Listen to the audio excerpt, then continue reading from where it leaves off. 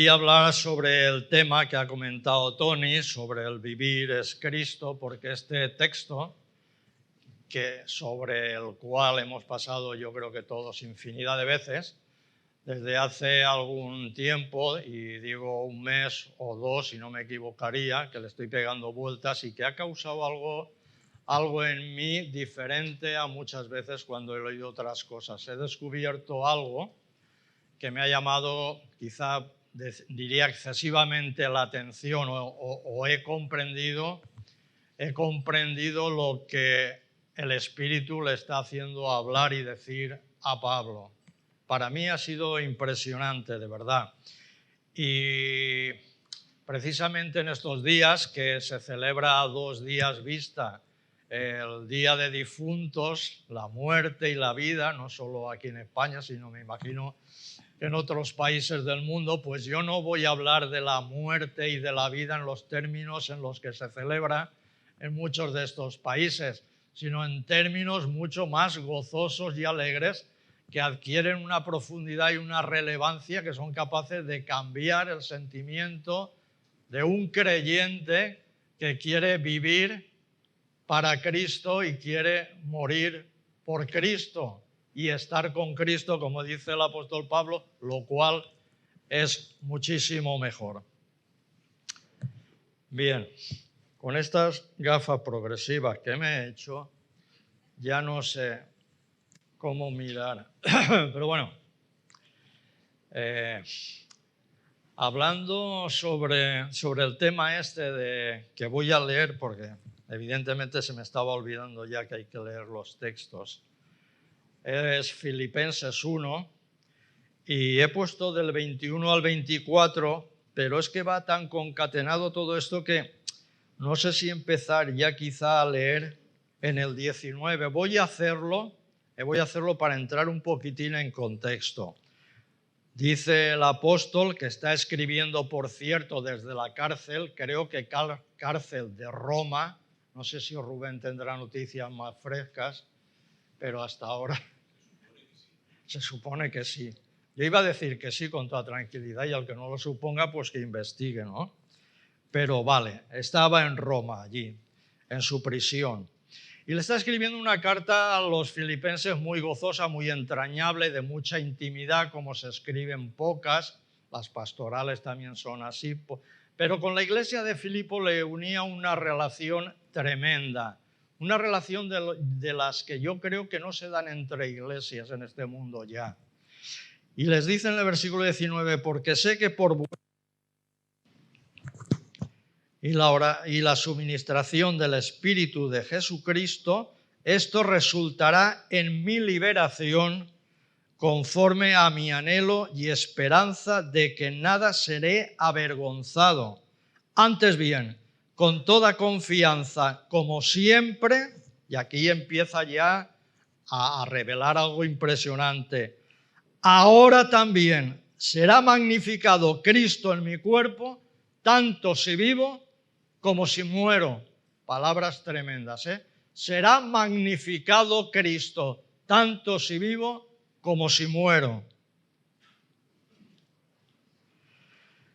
Porque, aquí viene el versículo clave, porque para mí el vivir es Cristo y el morir ganancia.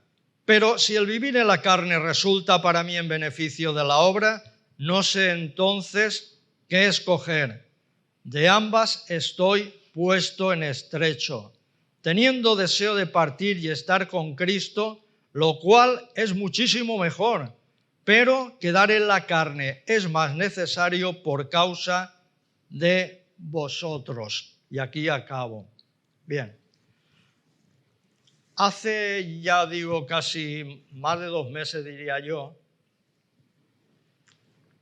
que le iba pegando vueltas a este tema y aprovechando que todos los días por la mañana desayuno o tomo un cortado con un grupo de amigos a las 8 de la mañana en punto. Esther es testigo de lo que estoy diciendo, si no sé ya me desmentiría seguro. Nos reunimos y siempre procuro introducir alguna cuña, pero es que son muy duros, la verdad. son muy duros. No sé si las amigas de Esther son tan duras, pero estos son muy duros. Pero bueno, la tertulia se forma durante unos años ya. Y pensando en esto, se me ocurrió decirles, oye, vamos a hablar de una cosa y me vais a ayudar en una predicación que tengo. Vamos a ver, me vais a decir, por favor, cada uno de vosotros, ¿qué es para vosotros vivir?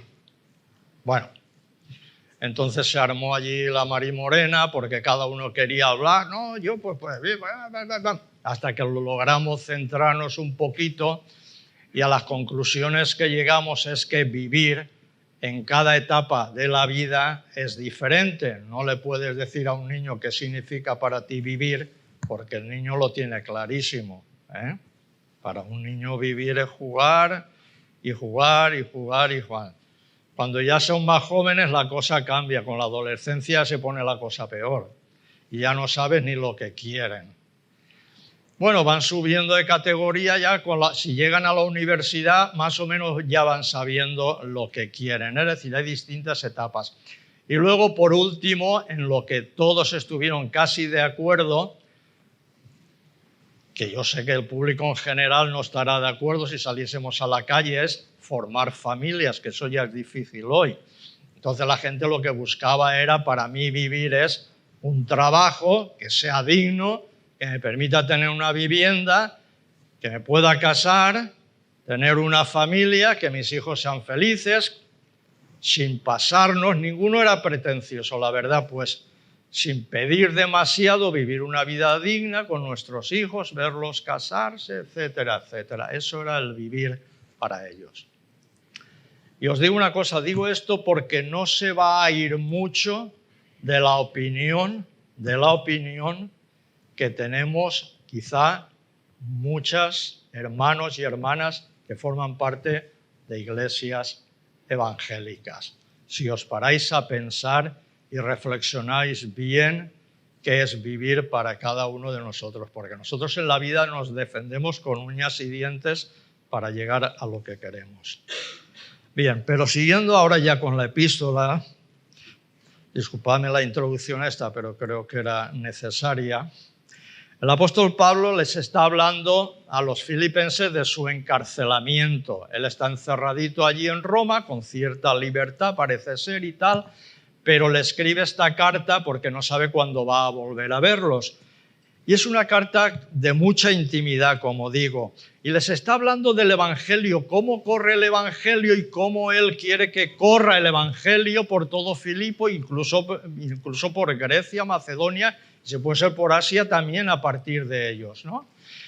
Y entonces les está diciendo que, bueno, aunque él está en la cárcel, algunos predican a Cristo por contienda, por hacerle daño a él, para que la justicia todavía se cebe más en él, o incluso algunos otros lo hacen a la verdad. Pero el resultado para el apóstol Pablo es que Cristo, de una manera o de otra, es anunciado. Y esto es lo importante, que Cristo sea anunciado. Y bueno, nos damos cuenta de que aquí hasta llegar al versículo 21, resulta que su principal preocupación en esta carta, en lo que les está contando a los filipenses, es el progreso del Evangelio, como he dicho, por medio de su encarcelamiento o por medio del juicio donde Cristo va a ser glorificado. Desde luego, si hay un juicio porque ese hombre sigue a Cristo, el nombre de Cristo será glorificado porque ahí va a salir algo importante. Pero cuando está llegando ahí, se para en el versículo 20 y en lugar de la exhortación cambia su pensamiento y hace así, se rompe la camisa y a corazón abierto, a pecho abierto, les declara cosas muy importantes a aquellos filipenses. Porque les dice, conforme a mi anhelo y esperanza de que nada se vea avergonzado, antes bien con toda confianza como siempre, ahora también será magnificado Cristo en mi cuerpo. Está en una cárcel. Antes y después, como siempre, dice Cristo, será magnificado en mi cuerpo. Es decir, ahí el cuerpo, y está hablando de carne, no cuerpo espiritual, está hablando del soma, de lo que es el cuerpo. Se está prestando a que Cristo sea magnificado por medio de su actuación, por medio de su servicio, por medio de su trabajo. Ahora dice, como siempre, las circunstancias no me van a cambiar en absoluto. Yo soy el mismo Pablo de hace unos años y lo seguiré siendo por la gloria de Dios. Tanto si vivo, fijaos ya, como si muero. Cristo será glorificado tanto si vivo como si muero. Ese es un pensamiento central muy importante, porque ya digo, cuando pregunto a mis amigos, ¿para vosotros qué es el vivir? Pero para el apóstol Pablo, tanto si vivo como si muero, Cristo será magnificado, Cristo será glorificado. O sea, la vida para él no es la de mis amigos, ni la de muchos quizás de aquí o de otras partes que lo pensamos de otra manera. Y entonces nos encontramos con que de esa exhortación pasa a esta reflexión que es puramente personal, que quizá los filipenses dirían, bueno, y esto, no sé, este hombre ha abierto mucho su corazón, no sé por qué nos está explicando esto, pero es que él reconoce aquí, tanto si vivo como si muero, él reconoce que la única pasión es Cristo. O sea, Cristo es la única pasión de su vida y se los está diciendo, tanto si vivo como si muero. Para él, Cristo es la única pasión de su vida.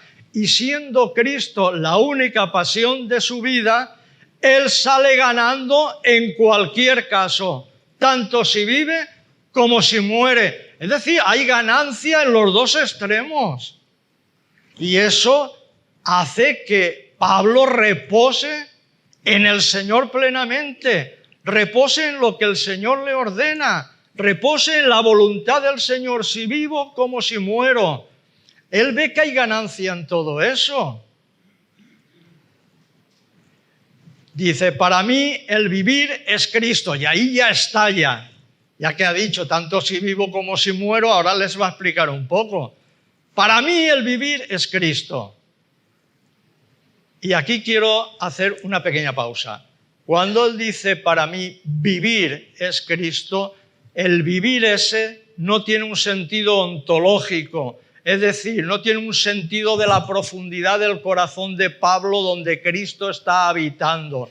Porque algunos comentaristas, para fundamentar esto del vivir es Cristo, se cogen a Gálatas 2:20 donde dice, con Cristo estoy juntamente crucificado y ya no vivo yo, más Cristo vive en mí.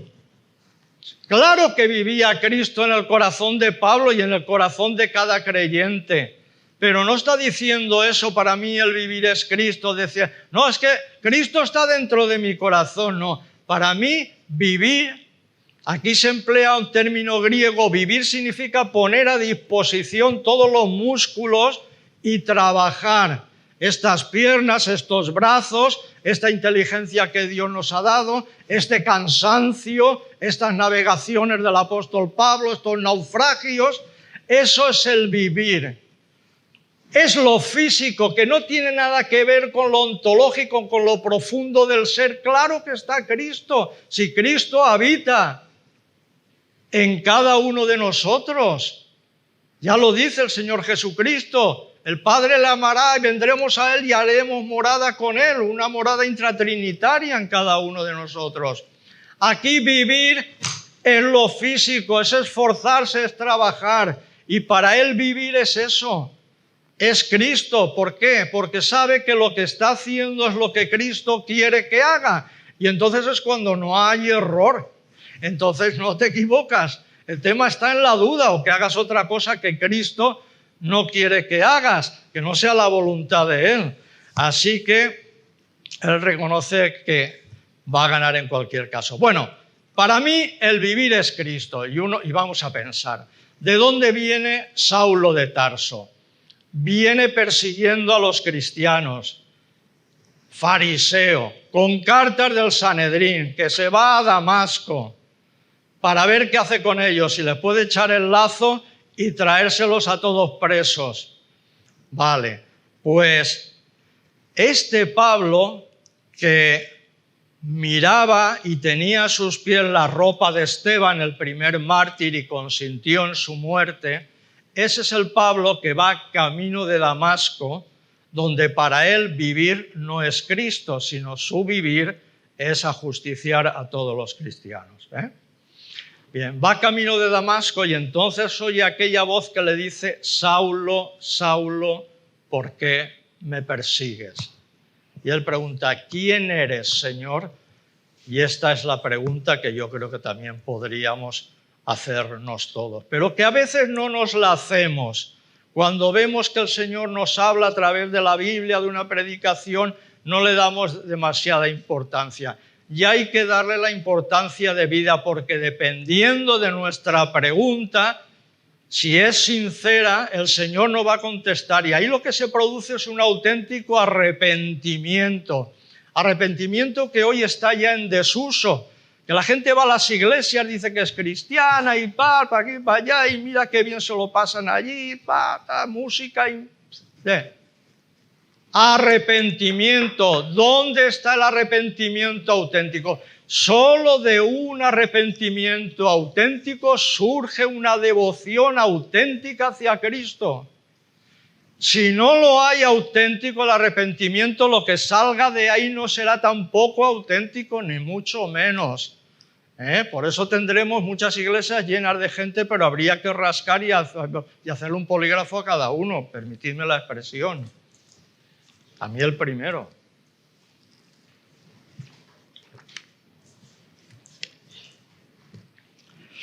Bien.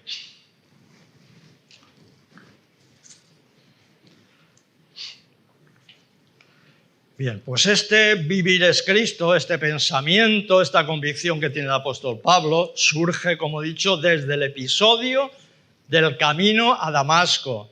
Cuando el Señor le habla, él ve la revelación, oye la revelación del Señor Jesucristo. Y a partir de ese momento, le da sentido a todo lo que él es y hace, como ciudadano de dos mundos, porque no nos olvidemos que Pablo era ciudadano celestial, pero también era ciudadano terrenal. Y entonces, esa conversión, ese auténtico encuentro con Cristo, donde él se despoja y se arrepiente de todo lo que ha estado haciendo y ve todo lo que Dios está haciendo por él. Es decir, aquí hay una cosa que hay que desechar, arrepentimiento, y hay otra cosa que Dios me está ofreciendo, que es su gracia, su perdón, su vida plena, y entonces cambia. Y ya a Pablo le cambia el sentido de todo, le da sentido a todo lo que él es y a todo lo que él hace. Así que, y esta es una realidad que vemos en el apóstol Pablo, donde su ciudadanía celestial, fijaos lo que quiero decir, su ciudadanía celestial siempre, de ahora en adelante, de entonces en adelante, siempre determinará su existencia terrenal. Y aquí habría que pararnos unos segundos, unos momentos. Es verdad que cuando reconocemos que somos hijos de Dios, cuando hemos recibido al Señor en nuestro corazón porque nos hemos arrepentido de verdad, cuando sabemos que somos ciudadanos del cielo, cuando sabemos que tenemos la promesa de que estaremos un día con Él cuando ya muramos y dejemos este cuerpo deshecho, eso de verdad, ese momento y ese proceso en nuestra vida de cambio, donde el Señor nos cambia el corazón por un corazón receptivo, un corazón de amor, un corazón de carne, como dice el profeta, ¿determinan de verdad? ¿Creéis que determinan nuestra existencia terrenal? ¿La determinan? ¿O llega el lunes y la cosa no ha variado mucho, si es que El Señor os ha llamado un domingo, claro. Si es otro día de la semana, diríamos el martes o tal. Es verdad que nuestra ciudadanía celestial va a determinar nuestra existencia terrenal, la va a marcar así. Sí, claro. Aquí a veces se nos llena la boca de muchas cosas, pero hasta nosotros somos capaces de ver si un hermano que dice es muy creyente y no actúa como tal, lo vemos enseguida, pues imaginaos aquel que escudriña y ve el corazón del hombre hasta el fondo, lo que puede pasar. Pero la realidad es esa. Es que Pablo, habiendo sido alcanzado por Cristo Jesús, Cristo se ha convertido ya en el único propósito de su vida. Es que no ve más allá. Cristo es el único propósito de su vida. Es como aquel que empieza y dice, tengo que empezar esta catedral y la tengo que acabar, como hacían los canteros de hace 500 años. Y acababa la catedral, la de Burgos y la de León y la que se le pusiera por delante. Porque tenía el propósito, porque trabajaban de día y de noche para hacer su proyecto. Pues el apóstol Pablo hace igual. Cristo se ha convertido en el único propósito de su vida. Porque el Cristo crucificado, para él es ahora el Cristo ya exaltado. El Cristo que siendo Dios se despojó a sí mismo, se humilló, se hizo hombre, muriendo en la cruz. Ese es el Cristo de Pablo. Que Dios le ha dado a ese Cristo un nombre que es sobre todo nombre. Cristo, aquel por quien Pablo lo ha perdido todo con gozo, lo ha perdido todo con gozo y lo tiene por basura. Ese es el Cristo de Pablo. Cristo, el nombre que para Pablo resume todo el abanico de su nueva relación con Dios. Ha cambiado todo el abanico de la relación. No sé nosotros cuánto ha cambiado el abanico de nuestra relación, si se cierra más o se abre menos.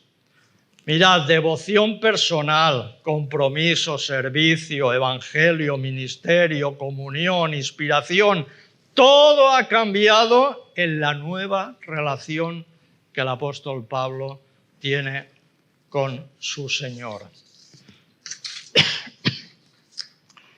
No podemos extendernos más porque son unos textos también difíciles para los propios comentaristas, porque ahora dice, y el morir ganancia, y aquí se pelean todos por saber lo que dice Pablo.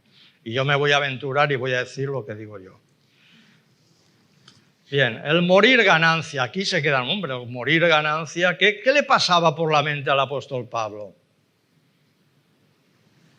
Pues estas palabras del apóstol Pablo no expresan un deseo de morir, ni una muestra de estar insatisfecho con la vida, ni un anhelo de acabar con los problemas y dificultades al estilo heleno o helenístico, que sucedía mucho, como quizá a muchos de nosotros nos gustaría acabar con todos los problemas, con las insatisfacciones, etcétera, etcétera.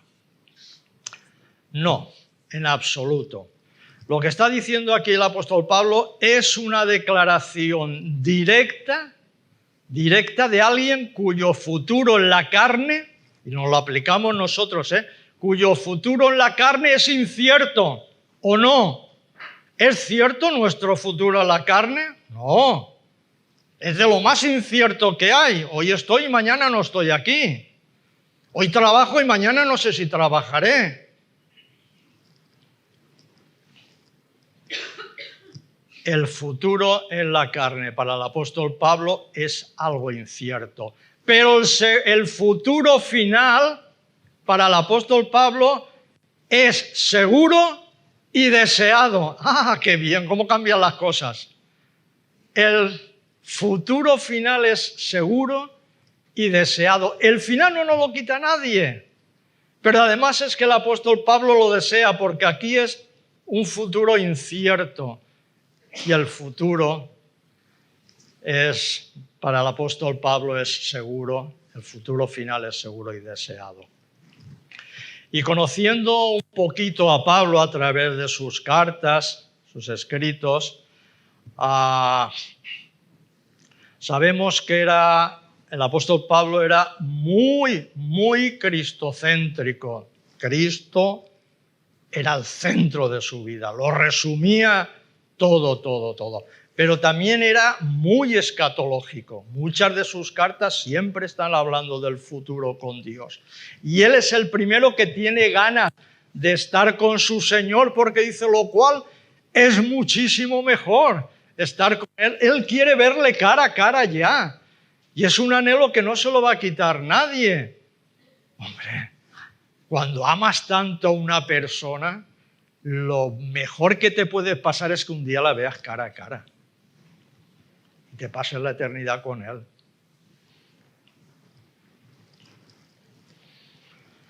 Bien, pues Pablo, que era, como digo, muy cristológico, o cristocéntrico mejor, la expresión, y escatológico, su vida, la que él estaba viviendo entonces, que estaba vivo, y su teología siempre estaban determinadas por su comprensión de lo que Dios había hecho en su vida. Voy a repetirlo otra vez. Su vida y su teología estaban determinadas por su comprensión de lo que Dios había hecho en su vida. Y aquí habría que pararnos otra vez.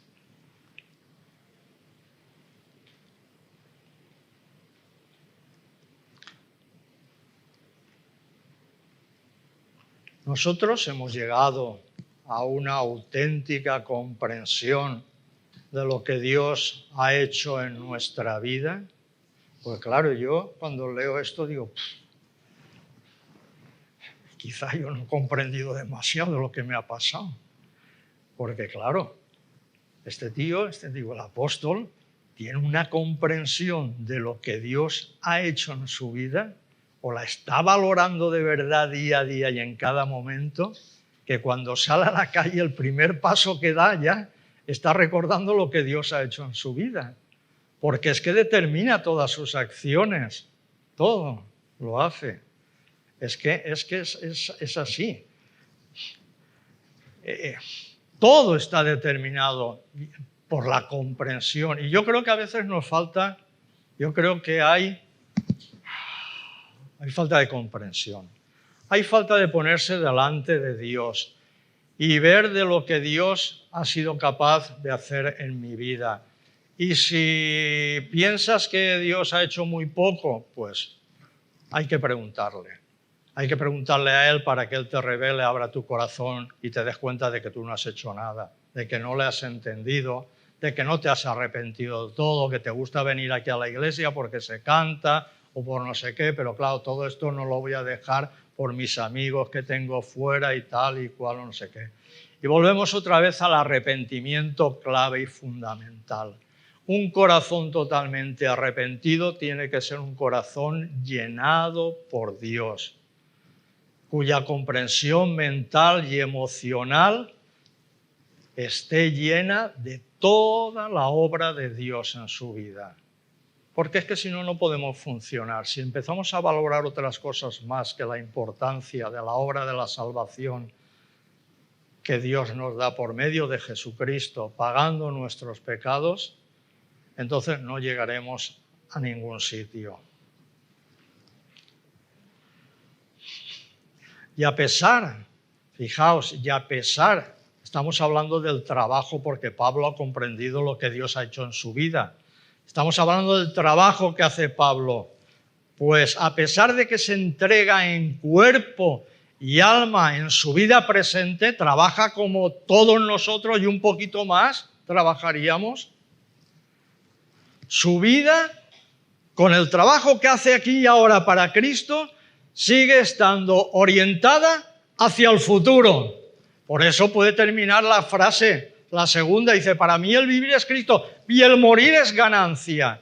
O sea, haciendo un trabajo como hacía el apóstol Pablo, él sigue pensando en el futuro que le espera. Y por eso no deja de trabajar. Su actividad no es menor porque el recuerdo de lo que le viene o el anhelo de lo que va a vivir sea importantísimo, ni mucho menos. Él seguirá trabajando, dejándose la piel, azotado, naufragando, todo por el gozo del Señor Jesucristo, porque sea glorificado. Pero a la vez estará pensando en el futuro cierto que se le viene. Y además lo estará pensando con alegría, con auténtica alegría de poder estar luego con el Señor Jesucristo. Ahora, si él pudiera elegir, que no puede elegir como ninguno de nosotros, pues seguramente optaría por la muerte. Precisamente porque la ejecución, después del juicio, supondría o significaría partir y estar con Cristo, lo cual es muchísimo mejor que lo que tiene ahora, pero lo está haciendo con gozo.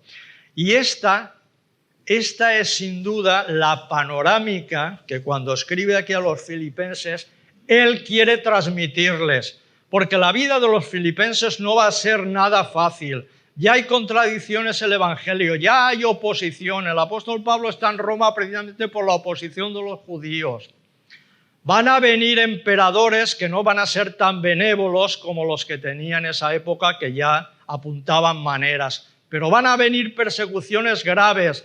Y entonces el apóstol Pablo les está diciendo, quiere que los filipenses que vean más allá de la muerte y motivados y vivan y trabajen motivados por la feliz perspectiva de que van a estar con Cristo.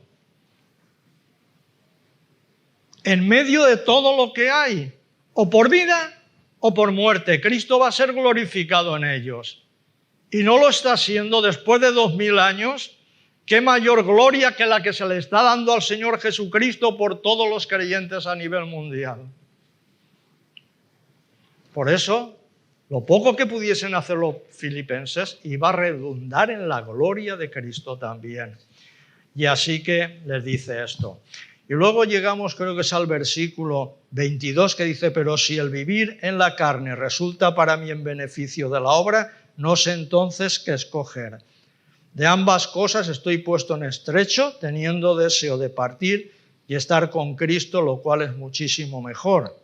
Pero quedar en la carne es más necesario por causa de vosotros.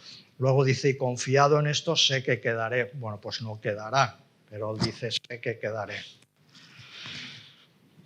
Bien. Vivir en la carne en beneficio de la obra.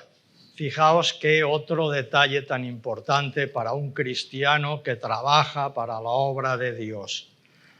Pablo está anteponiendo, y esto para mí me resulta muy difícil, cuando tengo la ilusión de algo intento que nada se interponga con la ilusión que tengo.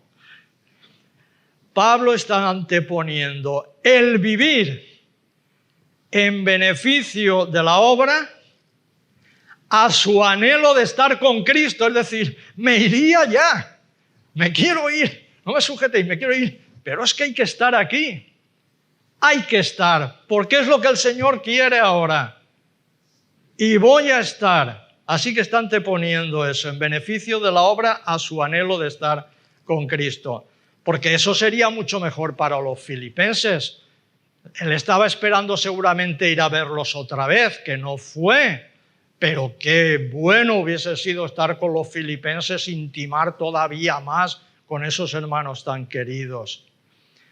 Bien, pero si vivir en la carne en beneficio de la obra, vivir en la carne en beneficio de la obra está absolutamente ligada, y aquí está el quid de la cuestión, con la máxima que domina la vida del apóstol. Vivir es Cristo. Vivir es Cristo. Por eso Él quiere quedarse en beneficio de la obra. Por eso quiere quedarse, porque vivir es Cristo, es trabajar para Cristo, que domina la vida del apóstol, trabajar para Cristo. El vivir es Cristo. Por eso Él quiere, en beneficio de la obra, quedarse con ellos, poder estar con ellos y vivir con ellos.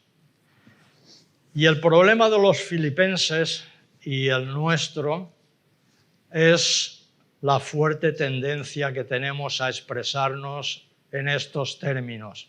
Para mí, el vivir es Cristo, hermano. Aleluya, contesta uno. Para mí el vivir es Cristo. Cristo es lo primero.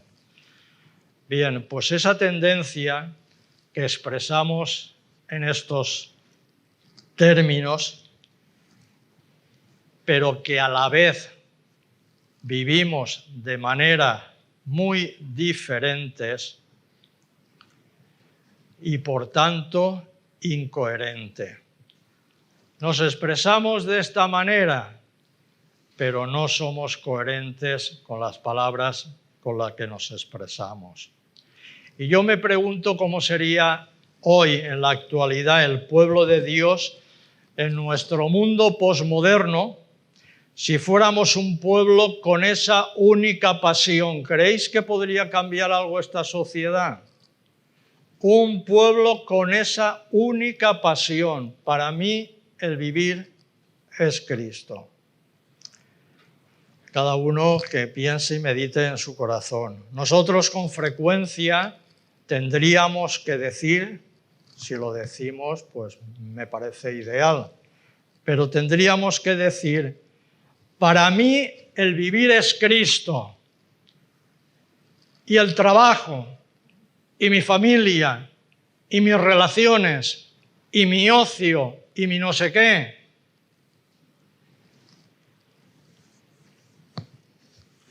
Y si somos sinceros, en demasiadas ocasiones, los elementos que acabo de citar, Cristo, mi familia y tal, en lugar de citarlos después de Cristo, se convierten en nuestra primera pasión. Yo tengo que vivir para el trabajo, ahora lo importante es mi trabajo, luego quizá forme una familia y luego quizá pueda tal, pero no tengo tiempo de ir aquí, ni de gimnasio, ni de nada tal. Y Cristo, oye, y Cristo porque soy cristiano, porque soy cristiano. Pero ya no está Cristo en primer lugar. Ya hay una serie de anhelos que los tenemos ahí uno detrás de otro, a los cuales habría que empujar y poner a Cristo el primero, y luego todo lo demás. Que se puede hacer, por cierto, porque no es Pablo el que inventa esto, lo hicieron muchos. Y casados. Y algunos dicen, hombre, que Pablo no tenía que dar explicaciones a la mujer. No, y casados. Lo hicieron muchos. Y profetas. Muchos cuya única pasión era Cristo. Así que quería deciros ya por último que tanto nuestro progreso como nuestro gozo en el Evangelio dependen de si Cristo es o no nuestra primera y única pasión. Y esta es sin duda, Cristo nuestra única pasión, digo, es sin duda una opción infinitamente más grande que la autogratificación que domina la cultura actual, no solo de nuestro país, sino de muchos países. La autogratificación, lo primero en mi vida. Lo primero en mi vida.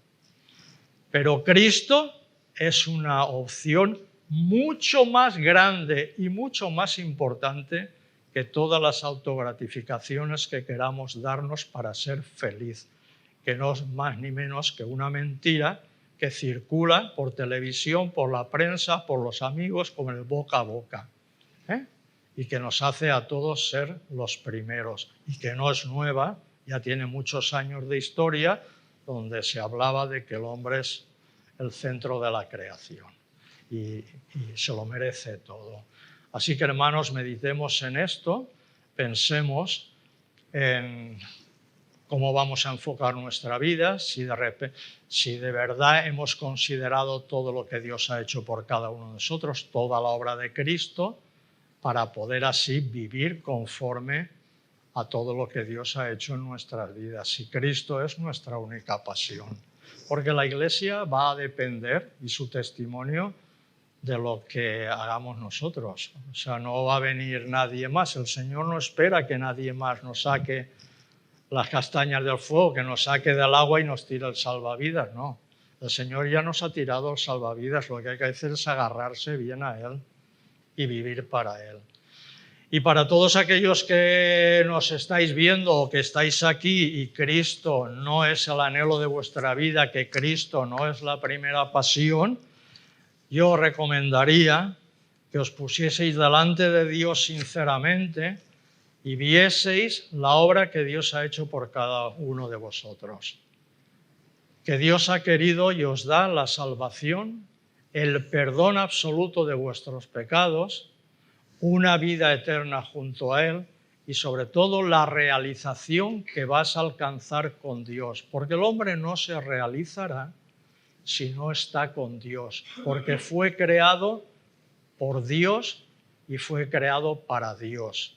Así que si me estáis escuchando a alguien que no tenéis al Señor en vuestro corazón, yo os digo, no perdáis el tiempo, abrid vuestro corazón a Dios, pedidle perdón, arrepentíos y convertíos para que vuestros pecados sean borrados y alcancéis la salvación que hoy y en cualquier momento Dios está poniendo delante de vuestras vidas.